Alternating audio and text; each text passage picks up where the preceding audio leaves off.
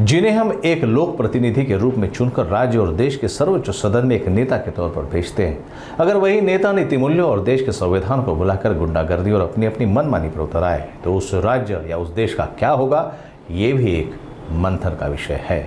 नमस्कार, मैं रत्नाकर और आप देख रहे हैं नागपुर समय की ये खास पेशकश। आज बात उस विषय पर जिसने पूरे राज्य ही नहीं बल्कि पूरे देश को सोचने पर मजबूर कर दिया। गुरुवार 17 जुलाई, वह दिन जो भारतीय राजनीतिक इतिहास में काले अक्षरों में लिखा जाएगा। एक ऐसा दिन जिसने महाराष्ट्र विधानमंडल मानसून सत्र के आखिरी दिन विधानमंडल की लॉबी में वो ड्रामा देखा जो कभी भुलाया नहीं जा सकता। एक ऐसा ड्रामा था जिसने नैतिकता और मानवीय मूल्यों को पीछे छोड़ दिया। महाराष्ट्र विधानसभा का मानसून सत्र इन दिनों के राजनीतिक संकेतों के साथ ही बड़े बड़े ड्रामों से भरपूर रहा, लेकिन गुरुवार का दिन खासा चर्चा में रहा। एक ऐसी तस्वीर सामने आई जिसने राज्य के साथ पूरे देश को सोचने पर मजबूर कर दिया। गुरुवार को विधान भवन की लॉबी में जो भी हुआ वो अपने आप में काफी शर्मनाक कहा जा सकता है। दरअसल महाराष्ट्र विधानसभा परिसर में गुरुवार को भारतीय जनता पार्टी विधायक गोपीचंद पडळकर और एनसीपी शरद पवार गुट के नेता जितेंद्र आव्हाड के समर्थकों के बीच हिंसक झड़प हो गई।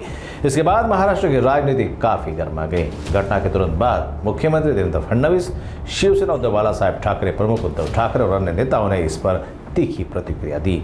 विधानसभा अध्यक्ष राहुल नार्वेकर ने मामले की जांच के आदेश भी दिए। मामले में भाजपा विधायक पडळकर ने माफी भी मांगी और यह पूरा मामला सबसे सुरक्षित कहे जाने वाले विधान भवन की ग्राउंड फ्लोर लॉबी में हुआ। प्रत्यक्षदर्शियों के मुताबिक दोनों गुटों के बीच कहानी सुनी तेजी से झगड़े में बदल गई। इसी बीच दोनों पक्षों की ओर से जबरदस्त गाली गलौज भी की गई। हालांकि मौके पर मौजूद लोगों ने स्थिति को और बिगड़ने से पहले ही दोनों गुटों को अलग कर दिया। घटना के बाद आव्हाड ने विधान भवन की सुरक्षा पर ही सवाल उठाए। उन्होंने कहा, मीडिया से बात करते हुए गुस्साए आव्हाड ने कहा कि विधान भवन में विधायक ही सुरक्षित नहीं है तो आखिर हम विधायक क्यों हैं? स्थिती चांगली आहे, पण मला माहिती आहे 3 महिन्यापूर्वी त्याच्या पोटाचं ऑपरेशन झालं होतं. पोटामध्ये काही त्याच्या गॉल ब्लॅडरचं ऑपरेशन झालं होतं. त्याच्यामुळे त्याचं पोट दुखतं आहे आणि ज्या पद्धतीने मारला, मला भीती वाटते की काही रक्तस्राव वगैरे आतमध्ये झाला असेल तर मी डॉक्टरला सांगून आलो की जरा व्यवस्थित तपासून. ठीक सर, थैंक यू सर। ठीक है सर, थैंक यू। उन्होंने आरोप लगाया कि यह हमला उन्हें निशाना बनाकर किया गया। वहीं पडळकर ने कहा कि उन्हें इस घटना की जानकारी ही नहीं है और उन्होंने किसी को नहीं मारा है। यह घटना बुधवार को दोनों नेताओं के बीच हुए एक बहस के अगले दिन हुई। उस दिन आव्हाड ने आरोप लगाया था कि पडळकर ने जानबूझकर कार का दरवाजा तेजी से बंद किया जिससे उन्हें चोट लगी। इस झगड़े को दोनों नेताओं की पुराने राजनीतिक खींचतान से जोड़कर भी देखा जा रहा है। पडळकर पहले भी शरद पवार और सुप्रिया सुले पर टिप्पणी कर चुके हैं जिससे विवाद उत्पन्न हुआ था। इसी बीच मुख्यमंत्री फडणवीस ने भी इस पर तीखी प्रतिक्रिया दी और कहा कि ऐसी घटनाएं विधानसभा की गरिमा के खिलाफ है। यह मामला विधानसभा अध्यक्ष और विधान परिषद के सभापति के अधिकार क्षेत्र में आता है, इस पर जांच जरूरी है। वहीं उद्धव ठाकरे ने पूछा कि जब गुंडे विधानसभा में घुस रहे हैं तो राज्य के गृह मंत्री और मुख्यमंत्री की जिम्मेदारी क्या है? घटना के बाद इस तरह के आरोप प्रत्यारोप और प्रतिक्रियाएं कोई नई बात नहीं है, लेकिन सवाल विधान भवन, एक नेता और जनता द्वारा चुने गए लोक प्रतिनिधियों की गरिमा का है। घटना के बाद भले ही गोपीचंद पडळकर ने अपने समर्थकों के व्यवहार के लिए माफी मांगी, लेकिन फिर भी सवाल ये है कि विधानसभा की गरिमा को बनाए रखना आखिर किसकी जिम्मेदारी है?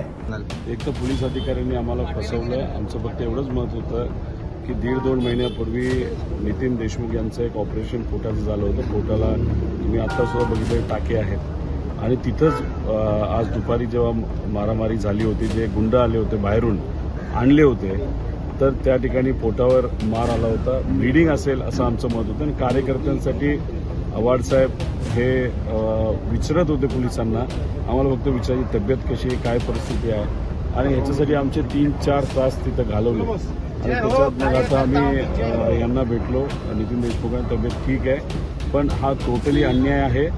भेदभाव मोठ्या प्रमाणात केला गेला आहे आणि सत्तेचा वापर हा दुर्दैवाने या विधिमंडळामध्ये झाला आहे. भेदभाव बाहेरून गुंड आणून आव्हाड साहेबांना मारण्याचा प्रयत्न तिथं केला होता, पण आव्हाड साहेब तिथं सापडले नाही म्हणून नितीन देशमुखांना तिथं मारलं. हे अतिशय दुर्दैव आहे, काळा दिवस आहे आपल्या सर्वांसाठी। इस विवाद की चर्चा जो कुछ भी हो, लेकिन लोक प्रतिनिधि और उनके समर्थकों का इस तरह का व्यवहार आखिर राजनीति का कौन सा रूप है?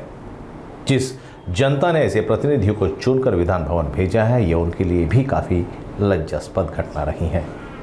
महाराष्ट्र विधान भवन के लॉबी में जो कुछ भी हुआ वह सिर्फ एक झगड़ा नहीं था, ये लोकतंत्र की गरिमा पर हमला था, राजनीति में मर्यादा का पतन था। क्या यही है हमारे चुने हुए प्रतिनिधियों का व्यवहार? क्या जनता ने उन्हें इसलिए भेजा कि सदन के संविधान की बजाय संघर्ष का मैदान बना दे? क्या जनता अब नेताओं के जवाबदेही मांगेगी या हर बार ऐसे मामलों को राजनीतिक ड्रामा कहकर भूल जाएगी? इस घटना ने साफ कर दिया है कि अब सिर्फ बयानबाजी या माफी से बात नहीं बनेगी। जनता को अब सवाल पूछने होंगे और जवाब लेने भी होंगे, क्योंकि लड़ाई सिर्फ दो नेताओं की नहीं, हमारे लोकतंत्र के गरिमा की है। जय हिंद।